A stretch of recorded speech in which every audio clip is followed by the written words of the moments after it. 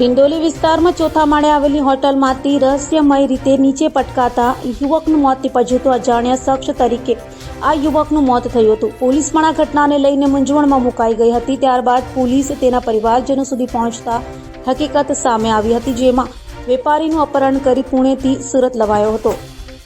Dindoli police પાસેથી મળતી માહિતી મુજબ મૂળ રાજસ્થાનનો 35 વર્ષીય રાકેશ પાંચારામ ચૌધરી મહારાષ્ટ્રના પુણે ખાતે પરિવાર સાથે રહેતો હતો. પરિવારમાં માતા, પિતા, પત્ની અને એક 6 વર્ષની દીકરી છે. રાકેશે 8 વર્ષ પહેલા પૂજા સાથે પ્રેમ લગ્ન કર્યા હતા. રાકેશ પદ્માવતી કલેક્શનના નામથી કાપડની દુકાન ધરાવતો હતો અને સાડીનો વેપારી હતો. રાકેશનો વેપાર ધંધો સુરત, કર્ણાટક આ તમામ જગ્યાઓ પર હતો. વેપાર ધંધાને લઈને તે કર્ણાટક, સુરત, તમિલનાડુ સહિતની જગ્યાઓ પર તે આવતો જતો રહેતો હતો. ગત 6 ઓગસ્ટના રોજ રાકેશ પુણેથી તમિલનાડુના મદુરાઈ જવા માટે ઘરેથી નીકળ્યો હતો. એરપોર્ટ પર તેની ફ્લાઇટ હોવાથી સવારે 11:30 વાગે ઘરેથી એરપોર્ટ જવા રવાના થયો હતો. ત્યારબાદ સાંજે 5:30 વાગે રાકેશે તેની પત્ની પૂજાને જાણ કરી હતી કે સુશીલ જોશી, હરીશ, ગૌતમ અને જયેશ એરપોર્ટ જતા સમયે રસ્તામાં મળી ગયા હતા. ત્યારબાદ આ ચારેય જબરજસ્તી મને સુરત લઈને જઈ રહ્યા છે, જેથી મદુરાઈ જવાનું કેન્સલ કરી દીધું છે. 1 કલાક બાદ રાકેશે પત્નીને કોલ કરીને જણાવ્યું હતું કે તેઓ મુંબઈ પહોંચી ગયા છે. ત્યારબાદ પત્નીએ સંપર્ક કરવાનો પ્રયાસ કર્યો હતો, જો કે રાકેશનો કોલ લાગ્યો નહોતો. બીજા દિવસે એટલે કે 7 ઓગસ્ટના રોજ સવારે 8:30 વાગ્યે રાકેશને પત્નીએ કોલ કરતા જણાવ્યું હતું કે હું ઠીક છું અને સુરત પહોંચી ગયો છું. ત્યારબાદ બપોરના 3 વાગ્યા પછી પત્નીને કોલ કરીને જણાવ્યું હતું કે આ ચારેય લોકો મારી પાસે 40 લાખ રૂપિયા માંગે છે. તેઓને 40 લાખ રૂપિયા આપવા પડશે. તો ગમે તેમ કરીને 40 લાખ રૂપિયાની વ્યવસ્થા કરી સુરત આપી જાય. રાકેશ દરામણા અવાજે પત્ની સાથે ફોન પર વાત કરતો હતો. ત્યારબાદ 1 કલાક પછી પત્નીએ રાકેશને કોલ કરીને પૂછ્યું હતું કે કઈ વાતના 40 લાખ? એક દિવસમાં હું 40 લાખ ક્યાંથી લાવું? તમારી પાસે 40 લાખ રૂપિયા કોણ માંગે છે તેની સાથે વાત કરાવવાનું કહેતા જ ચાલુ ફોને હરીશ નામના વ્યક્તિએ વાત કરી હતી. હરીશે જણાવ્યું હતું કે બેન, 40 લાખ રૂપિયા તો ગમે તેમ કરીને આપવા જ પડશે. જેથી સામે રાકેશની પત્નીએ જણાવ્યું હતું કે શેની મેટર છે, શેના 40 લાખ? તો હરીશે જણાવ્યું હતું કે 40 લાખ તો આપવા જ પડશે. હરીશે ધમકીના રૂપમાં વાત કરતા રાકેશની પત્ની પૂજાએ કહ્યું હતું કે તમે ડરાવી ધમકાવીને કેવી રીતે 40 લાખ રૂપિયા માંગી શકો? તે મરી જશે તો 40 લાખ રૂપિયા ક્યાંથી આપશે? જેથી હરીશે કહ્યું હતું કે રાકેશને અમે કાંઈ નહીં કરીએ, તેને 2 ટાઈમ ખવડાવી પીવડાવીએ છીએ, પરંતુ 40 લાખ રૂપિયા આપવા જ પડશે. જેથી પૂજાએ કહ્યું હતું કે થોડો સમય આપો. ત્યારબાદ ફોન કટ કરી નાખ્યો હતો. 7 ઓગસ્ટના રોજ રાત્રે 8:30 વાગ્યે પત્નીએ રાકેશને ફોન કરી જણાવ્યું હતું કે આ લોકોને તમે કહો કે થોડો સમય આપે. 40 લાખ રૂપિયા જમીન મકાન વેચીશું તો પણ નહીં આવે. 40 લાખ રૂપિયા હું ક્યાંથી લાવું? જેથી રાકેશે જણાવ્યું હતું કે તું ગમે તેમ કર, પણ આ લોકોને 40 લાખ રૂપિયા આપવા જ પડશે, તેમ કહીને ફોન મૂકી દીધો હતો. 8 ઓગસ્ટના રોજ સવારે 10 વાગ્યા પછી રાકેશે પત્નીને ફોન કરીને જણાવ્યું હતું કે 40 લાખ રૂપિયાનું શું થયું? આ લોકો મારી પાસે જબરજસ્તી પૈસા માંગે છે અને 40 લાખની વ્યવસ્થા ન થાય તો અડધા પૈસાની વ્યવસ્થા કરીને પણ પૈસા તો આપવા જ પડશે. પતિ રાકેશ ટેન્શનમાં હતો અને આ રીતે વાત કર્યા બાદ ફોન કટ કરી નાખતો હતો, જેથી પત્ની પણ ટેન્શનમાં આવી ગઈ હતી. આ દરમિયાન ફરી રાકેશે પત્નીને કોલ કરીને જણાવ્યું હતું કે હું ડિંડોલી પોલીસ સ્ટેશનની બહારથી બોલું છું. આ લોકો મારું કંઈ સાંભળતા નથી અને મને પોલીસ સ્ટેશનની અંદર લઈ જાય છે. જેથી પત્નીએ કહ્યું હતું કે તમે તે લોકોને સમજાવો કે જેવો ધંધો ચાલુ થશે તેવા તેમને પૈસા આપણે આપી દઈશું. આ વાત થયા બાદ ફોન બંધ કરી દીધો હતો. અડધો કલાક બાદ ફરી રાકેશે પત્નીને કોલ કરીને કહ્યું હતું કે પૂજા, આ મારો છેલ્લો કોલ છે, તું પૈસાની વ્યવસ્થા કરી શકતી હોય તો કરી લે.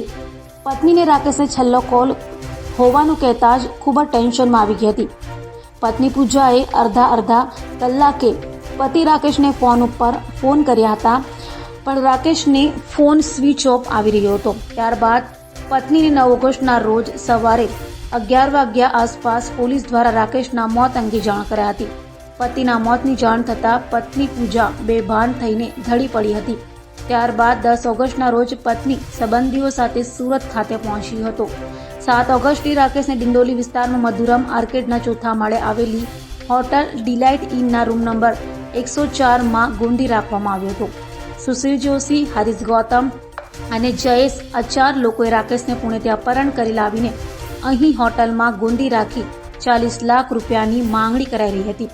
આ રૂપિયાની માંગણીથી કંટાળીને રાકેશે 8 ઓગસ્ટના રોજ 5 વાગ્યા આસપાસ હોટલના રૂમના બાથરૂમની બારીમાંથી કૂદીને આપઘાત કરી લીધો હતો. આ સમગ્ર ઘટના સીસીટીવીમાં પણ કેદ થઈ ગઈ હતી. રાકેશની પત્ની પૂજાએ આ ચારેય સામે દુષ્પ્રેરણાનો ગુનો નોંધાવ્યો છે. આ સાથે જ આરોપીઓ મૃતક રાકેશની પત્નીના એટીએમ કાર્ડમાંથી 40,000 પણ ઉપાડી લીધા હોવાનો ફરિયાદમાં ઉલ્લેખ કરવામાં આવ્યો છે. મૃતક રાકેશની પત્નીની ફરિયાદના આધારે ડિંડોલી પોલીસ દ્વારા વધુ તપાસ હાથ ધરવામાં આવી છે. જો કે રાકેશના મોતના પગલે પરિવારમાં શોકનો માહોલ છવાઈ ગયો છે. એકની એક દીકરીએ પિતાની છત્રછાયા ગુમાવી છે. આ સાથે જ પરિવારે આધાર સ્તંભ ગુમાવ્યો છે. તો 8 ઓગસ્ટના રોજ રાકેશના મૃતદેહને સિવિલ હોસ્પિટલ ખાતે ખસેડવામાં આવ્યો હતો. 48 કલાક બાદ પણ હજુ પણ રાકેશના મૃતદેહનું પોસ્ટમોર્ટમ કરવામાં આવ્યું નથી. રાકેશની પત્ની સહિતના પરિવારજનો 10 ઓગસ્ટ સાંજે પહોંચ્યા હતા, જેથી 11 ઓગસ્ટ રવિવારના રોજ રાકેશના મૃતદેહનું સુરત સિવિલ હોસ્પિટલ ખાતે પોસ્ટમોર્ટમ હાથ ધરવામાં આવશે. રાકેશ 6 ઓગસ્ટના રોજ ઘરેથી નીકળ્યો હતો અને 11 ઓગસ્ટના રોજ પરિવારને તેનો મૃતદેહ મળશે.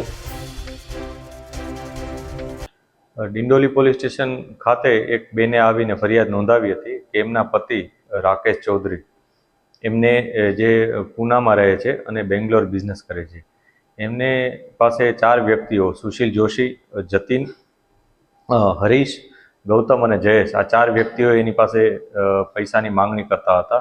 એ પૈસાની માંગણી એ લોકો લેતી દેતી બાબતે કરતા હતા કે અન્ય કોઈ રીતના, એ અત્યારે અમે પોલીસ તપાસ કરી રહેલ છે. આ માંગણી અનુસંધાને તેઓએ પૂનાથી એમના પતિ અહીંયા આવ્યા હતા અને એમના વચ્ચે કંઈક વાતચીત થતી રહેતી હતી. છેલ્લા 2-3 દિવસથી આ જ પ્રકારનું કન્વર્ઝેશન ચાલતું હતું બધા વચ્ચે. આ દરમિયાન એમના પતિએ એમના પત્નીને વારંવાર ફોન કરીને પૈસા આપવા માટે પણ જણાવ્યું હતું. 40 લાખની માંગણી એમના પતિ એમના પત્નીને કહેતા હતા કે મારી પાસે 40 લાખની માંગણી કરી રહ્યા છે. આ બાબતને અનુસંધાને 3-4 દિવસથી આ વાતની એ લોકોને વાતચીત ચાલતી હતી. એ દરમિયાન જે એમના પતિ છે મિડાસ ડિંડોલીમાં સાઈ પોઈન્ટ પાસે જે હોટેલ છે એમાં રોકાયેલા હતા. ત્યાંથી એક વખતે એમણે આત્મહત્યા કરી હતી કે જેમાં એમણે બાથરૂમનો દરવાજો બંધ કરી અને ઉપર બહારથી બાજુ કૂદી અને આત્મહત્યા કરી હતી. આ બનાવ અનુસંધાને આ બેને આવીને ફરિયાદ નોંધાવી છે અને એમાં જે 4 આરોપીઓ છે સુશીલ જોશી, હરીશ, જયેશ અને ગૌતમ આ 4 આરોપીઓ વિરુદ્ધ એમણે ફરિયાદ નોંધાવી છે કે જેમાં એમણે આપઘાત માટેનું દુષ્પ્રેરણ અને એને સાથે સાથે એમને ગોંધી રાખવા માટે ગેરકાયદેસર રીતનાની કલમો પણ ઉમેરવામાં આવી છે. જે અનુસંધાને BNS 108, 125, 308 વગેરે મુજબની કલમો ઉમેરી અને ગુનો નોંધવામાં આવ્યો છે. પોલીસે આ 4 આરોપીની ધરપકડ માટેના પ્રયાસો શરૂ કરી દીધા છે.